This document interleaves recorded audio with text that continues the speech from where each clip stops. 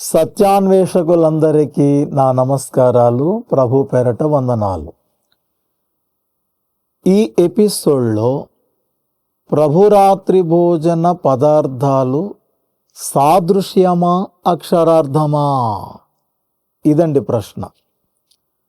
ప్రభురాత్రి భోజన పదార్థాలు ఉన్నాయి కదా, రొట్టె, ద్రాక్షరసం, అవి ప్రభు శరీరానికి, ప్రభు రక్తానికి సాదృశ్యాల అక్షరార్థాల? ఈ ప్రశ్నకు జవాబు మనము లేఖనములో నుండి జాగ్రత్తగా ఆలోచిద్దాం. అయినా ఎందుకు ఈ ప్రశ్న వచ్చింది అనంటే, చాలామంది తమ తమ సంఘాలలో ఈ హోలీ కమ్యూనికేషన్ అనేటువంటి కార్యక్రమాన్ని జరిపించేటప్పుడు, అంటే ప్రభురాత్రి భోజన కార్యక్రమాన్ని జరిపించేటప్పుడు, ఈ పదార్థాలు పంచేటప్పుడు యేసుక్రీస్తు శరీరానికి సాదృశ్యము, యేసుక్రీస్తు రక్తానికి సాదృశ్యము అని ఇస్తూ ఉన్నారు. మీకు అవును కదా అనిపిస్తుంది. మీలో చాలామంది అలాగే పుచ్చుకుంటున్నారు, అలాగే నమ్ముతున్నారు. తప్పండి. అలాగూ మనం చెయ్యకూడదు. ఎందుకు చేయకూడదో మన యేసు ప్రభు వారే మనకు చెప్తారు, మన అపోస్తులులే మనకు బోధిస్తారు. ఈ విషయాన్ని శ్రద్ధగా మనము విందాం. బైబిల్లో ప్రభురాత్రి భోజనం సందర్భం వచనాలలో ఎక్కడ సాదృశ్యం అనే మాట లేనే లేదు. మరలా చెప్తున్నాను, బైబిల్లో ప్రభురాత్రి భోజన సందర్భం వచనాలు ఉన్నాయి కదా, ఎక్కడ కూడా సాదృశ్యం అనే మాటే లేదు. మరి క్రైస్తవ సమాజంలోనికి ఎలా వచ్చింది? ఎలా వచ్చిందో మీరే ఆలోచించండి. కొంతమంది బోధకులు రొట్టె, ద్రాక్ష రసాలను యేసు శరీరానికి సాదృశ్యమని చెబుతూ ఉండారు. కానీ బైబిల్లో ఎక్కడ అలాగూ వ్రాయబడలేదు. కొరింథీయులకు రాసిన మొదటి పత్రిక 10వ అధ్యాయము 16వ వాక్యములో పౌలు భక్తుడు ఇలాగూ చెప్పాడు. అందరూ బైబిల్ గ్రంథాలు తీయండి. కొరింథీయులకు రాసినటువంటి మొదటి పత్రిక 10వ అధ్యాయము 16వ వాక్యం. మనము దీవించు ఆశీర్వచనపు పాత్రలోనిది త్రాగుట క్రీస్తు రక్తములో పాలు పుచ్చుకొనుటయే గదా. మనము విరుచు రొట్టె తినుట క్రీస్తు శరీరములో పాలు పుచ్చుకొనుటయే గదా.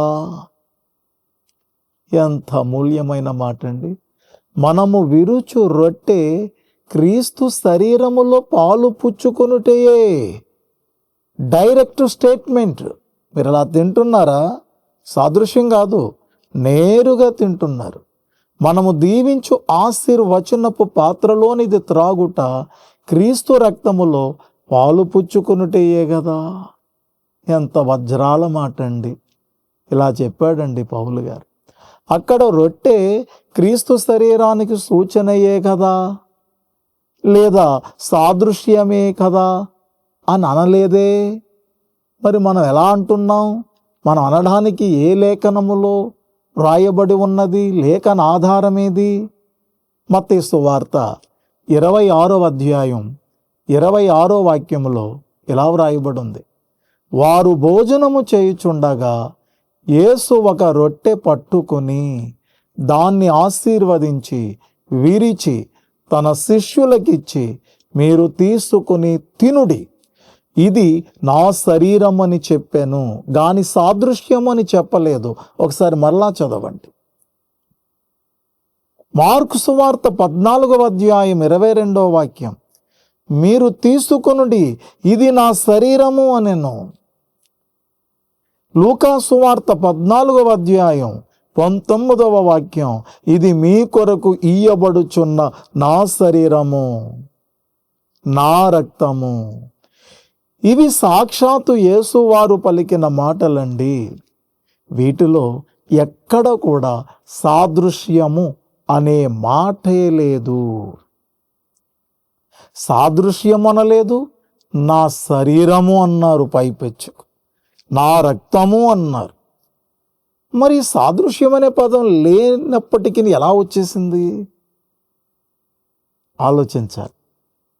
రెండో విషయం, కొరింథీయులకు రాసినటువంటి మొదటి పత్రిక 11వ అధ్యాయం 24వ వాక్యము ఇలాగ వ్రాయబడి ఉన్నది.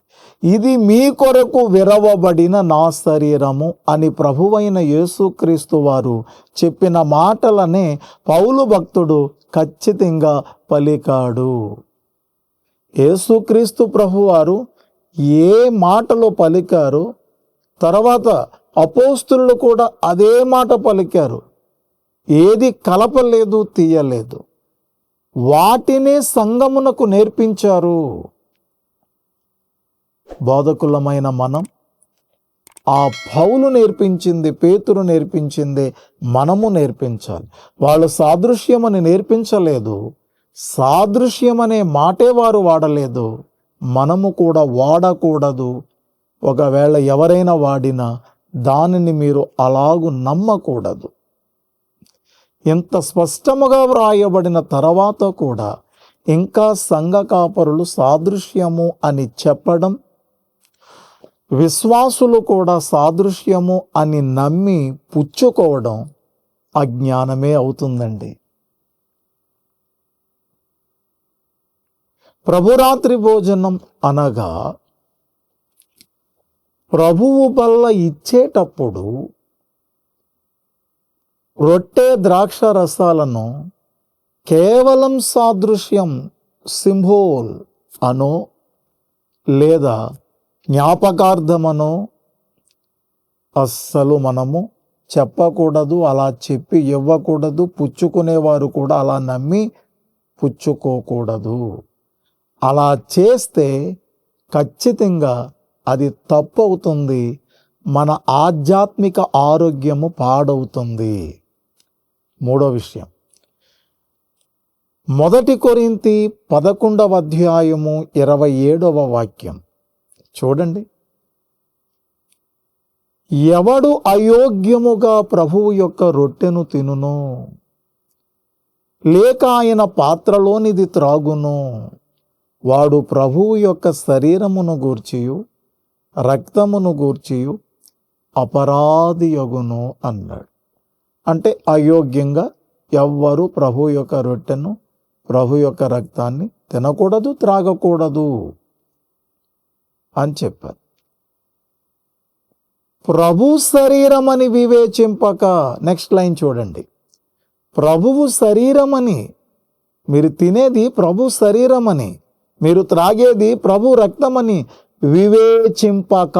వివేచింపక అంటే అర్థం గుర్తించక, గ్రహించక, అలాగ అర్థం చేసుకోకుండా తిని త్రాగువాడు తనకు శిక్షావిధి కలుగుటకే అలాగు చేస్తున్నాడు అని లేఖనం ఖచ్చితంగా చెబుతుంది. శిక్షట. ఇది ప్రభు శరీరం అని వివేచించాలి, సాదృశ్యం కాదు. ఇది ప్రభు రక్తమని వివేచించాలి, అది సాదృశ్యం కాదు. ప్రభు శరీరమని, ప్రభు రక్తమని మీరు బల్లారాధనలో పాల్గొంటున్నప్పుడు అది ప్రభు శరీరమని, ప్రభు రక్తమని మీరు వివేచించకుండా, అంటే అలా గ్రహించకుండా, మీరు అలాగ అర్థం చేసుకోకుండా, వివేచించకుండా ఒకవేళ మీరు తింటున్నారని అంటే మీరు ఖచ్చితంగా శిక్ష కొరకే తింటున్నారు అని ఖచ్చితంగా లేఖనం చెప్తుంది. మరి ఏం చేద్దాం? మనమేమో క్షేమాభివృద్ధి కొరకేమో ఈ ప్రభు భోజన పదార్థాలను మనం తింటుంటే అది మనకు శిక్ష కలుగుతుందట. ఎందుకని? వివేచింపకుండా, ప్రభు శరీరము ప్రభు రక్తమని వివేచింపకపోవడం వలన వచ్చే నష్టాలు. అందుకేనండి ఈ ప్రశ్నకు జవాబు తీసుకురావడానికి ప్రభు నన్ను ఆదేశించగా, ప్రేరేపించగా నేను మీ ముందుకు రావడం జరిగింది. ఇకపోతే నాలుగో విషయం, కొరింథీయులకు రాసినటువంటి మొదటి పత్రిక 11వ అధ్యాయం 29వ వాక్యం, ప్రభు శరీరమని వివేచింపక తిని త్రాగువాడు తనకు శిక్షావిధి కలుగుటకే తిని త్రాగుచున్నాడు. చూసారా, మీలో చాలామంది అనుకున్నట్లు ఈ రెండు పదార్థాలు ప్రభు శరీరం ప్రభు రక్తం కాకపోతే అవి తిన్నప్పుడు శిక్షావిధి ఎందుకు కలుగుతుంది? ఆలోచించండి. ఒకవేళ ఎవరైనా అంటారు, అది ప్రభు శరీరం ఎలాగవుతుందండి, అది ప్రభు రక్తం ఎలాగవుతుందండి అని మీరు అనుకుంటున్నారు. కొంతమంది అంటున్నారు ఏకంగా. అది ప్రభు శరీరము ప్రభు రక్తం కాకపోతే శిక్షావిధికి ఎందుకు గురవుతున్నాం? శిక్ష ఎందుకు మనకు కలుగుతుంది? ఆలోచించండి. అది ప్రభు శరీరం ప్రభు రక్తమే, డైరెక్ట్ స్టేట్మెంట్. సాక్షాత్తు అవి ప్రభు శరీరము ప్రభు రక్తమనే పుచ్చుకోవాలి. లేదు అనంటే శిక్ష తప్పదు, శిక్ష కలుగుతుంది. ఆ శిక్షలు శరీర బలహీనతలు. రెండవది ఆధ్యాత్మిక బలహీనతలకు కూడా దారి తీసేస్తుంది. అంత ప్రమాదం ఉందండి. ప్రభురాత్రి భోజనములో మనము తినే త్రాగే పదార్థాలను సాదృశ్యం, పోలిక, సూచనలు ఇలా చెప్పుకుని పుచ్చుకోవడం వలన ఇంత శిక్ష ఉంది. మనకి శిక్ష ఉండకూడదనంటే ప్రభు శరీరము అని వివేచించాలి, ప్రభు రక్తము అని మనం వివేచించాలి. వివేచించడం అంటే గ్రహించడం. అలా అర్థం చేసుకొని అలా నమ్మే పుచ్చుకోవాలి. అప్పుడు మనము శిక్షకు గురి కాము. 30వ వచనం మనం చూద్దాం దయచేసి. ఆ 30వ వచనములో ఎలాంటి శిక్షలు వస్తాయో. ఇందువలననే మీలో అనేకులు బలహీనులను రోగులునై ఉన్నారు, చాలామంది నిద్రించుచున్నారు అన్నాడు. అవి సాధారణమైన పదార్థాలే అయితే వాటిని తింటే బలహీనులు, రోగులు, చాలామంది చనిపోవడం ఏంటి? ఆలోచించండి. చాలామంది చనిపోవడం ఏంటి? చాలామంది నిద్రిస్తున్నారట, చాలామంది బలహీనులు అవుతున్నారు, రోగులు అవుతున్నారట. ఎందుకు అవుతున్నారు? ప్రభు శరీరం ప్రభు రక్తం త్రాగినందుకు కాదు, ప్రభు శరీరమని ప్రభు రక్తమని వివేచింపకుండా రొట్టె ద్రాక్షరసం అని అనుకుని తినడం మూలంగా ఇన్ని నష్టాలు జరుగుతున్నాయండి. ఇక 5వ విషయం, విశ్వాసి ఎలా వివేచించాలి? ఇది ప్రశ్న. ప్రభురాత్రి భోజనములో పాలు పొందేటప్పుడు ప్రతి విశ్వాసి విధిగా నేను యేసయ్య శరీరాన్నే తింటున్నాను, యేసయ్య రక్తాన్నే త్రాగుతున్నాను అని వివేచించి, అంటే గ్రహించి ఆ పవిత్ర భోజనములో పాలు పొందాలి. అలాగే ప్రార్థించి ప్రతిష్ఠించిన తర్వాతే విశ్వాసి విశ్వాసముతో తీసుకునేటప్పుడు అది నిజముగానే క్రీస్తు శరీర రక్తాలుగా మారిపోతాయి. ఎలాగండి? విశ్వాసి ఈ యేసువారు పౌలు గారు చెప్పిన రీతిలోనే తీసుకుంటే అది నిజంగానే క్రీస్తు శరీర రక్తాలుగా మారుతాయి. కాబట్టి ప్రభు శరీర రక్తాలను ఇచ్చేటప్పుడు కానీ తీసుకునేటప్పుడు కానీ వాటిని సాదృశ్యాలు అని చెప్పడం అపోస్తుల బోధకు, యేసు ప్రభు వారి యొక్క బోధకు, బైబిల్ లేఖనాలకు విరుద్ధం. ఈ విరుద్ధమైన దానిని మనము చేయొద్దది పాపమవుతుంది. చేయడం మానేస్తే మంచిదవుతుంది. వాటిని నిజమైన ప్రభు శరీర రక్తాలుగానే పరిగణించి యోగ్యంగా పాలు పొందాలని యేసు ప్రభువారు అపోస్తులు మనకు సెలవిచ్చారు. వారి నోరుగా నేను కూడా మీ మధ్యకు ఈ సత్య సందేశాన్ని తీసుకుని వస్తున్నాను. కాబట్టి ప్రభురాత్రి భోజన పదార్థాలు ఇచ్చే సంఘ కాపరులు కానీ పుచ్చుకునే విశ్వాసులు కానీ ఎట్టి పరిస్థితులలో సాదృశ్యము అనే మాట రానివ్వకూడదు. ఎందుకు అలా అనకూడదో చెప్తాను వినండి. బైబిల్ తీసి 1కి 10 సార్లు ఈ వచనాలన్నిటినీ కూడా చదవండి మరియు మెడిటేట్ చేయండి, అంటే ధ్యానం చేయండి. ఇంతవరకు చూపించిన వచనాలు 1కి 10 సార్లు ఆ వచనాలను చదివితే మనం మారిపోతాం. అందరము దేవుని చిత్తానుసారమైనటువంటి పద్ధతిలో ప్రభు శరీరం, ప్రభు రక్తాలను మనం సంఘానికి ఇస్తాం. ఇకపోతే 6వ విషయం, మరి ఏమి చెప్తూ ఇవ్వాలి? ఏ విధంగా విశ్వాసి ఆలోచించాలి, విశ్వసించాలి చెప్తాను. పై లేఖనములను బట్టి విశ్వాసులు ప్రభురాత్రి భోజన సమయంలో భుజించే పదార్థాలను యేసుక్రీస్తు చెప్పినట్లు, అపోస్తులు చేసినట్లు సాక్షాత్తు క్రీస్తు ప్రభువారి శరీర మాంసమునే నేను తింటున్నాను అని, ఆయన శిలువ మీద కార్చిన రక్తమునే నేనిప్పుడు త్రాగుచున్నాను అని విశ్వాసముతో విశ్వాసులు పుచ్చుకోవాలి. కాపరులు కూడా 2000 సంవత్సరాల క్రితం యేసుస్వామి శిలువలో కార్చిన రక్తాన్ని, నలగగొట్టబడిన శరీరాన్ని మీరు తింటున్నారు, ఇది ప్రభు శరీరము, ఇది ప్రభు రక్తము అని చెప్పే ఇవ్వాలి. విశ్వాసులు కూడా అలాగే విశ్వసించి పుచ్చుకోవాలి. మరో మాట చెప్పనా? యేసుక్రీస్తు వారికి కలలు కన్న యోసేపుకును కొన్ని పోలికలు ఉన్నాయి. పోలిక సాదృశ్యాలు అంటున్నారు కదా. మరి యేసు ప్రభువారుని కలల కన్న యోసేపు ఒకటేనా? పోలిక ఉన్నదంతే, కానీ రెండు ఒకటి కాదు కదా, మీరు ఒప్పుకుంటారు కదా. యోసేపు యేసు ప్రభుతో సమానము కాదు కదా. సొలొమోనుకును యేసు ప్రభు వారికి కొన్ని పోలికలు ఉన్నాయి, అయినను సొలొమోను యేసు ప్రభు వారితో సమానము కాదు కదా.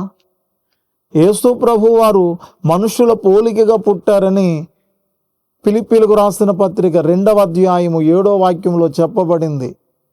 పోలికలైతే ఉన్నాయి, కానీ మనము యేసు ఒకటేనా? కాదు కదా. ఆయన జన్మ మన జన్మ, ఆయన జీవన శైలి మన జీవన శైలి ఎంతో తేడా. మరెన్నో విషయాలలో ఆయనతో మనము సమానము కాదు. సాదృశ్యం అంటే వచ్చే నష్టం ఏమిటి అని అడుగుతున్న వారికి చెప్తున్న విషయం అన్నమాట. సాదృశ్యము అంటే రెండు ఈక్వల్ కాదు అని అర్థం, దగ్గర పోలికలు ఉన్నాయి అని అర్థం. సాదృశ్యం అనేది అసమానతను, తారతమ్యమును సూచిస్తుంది.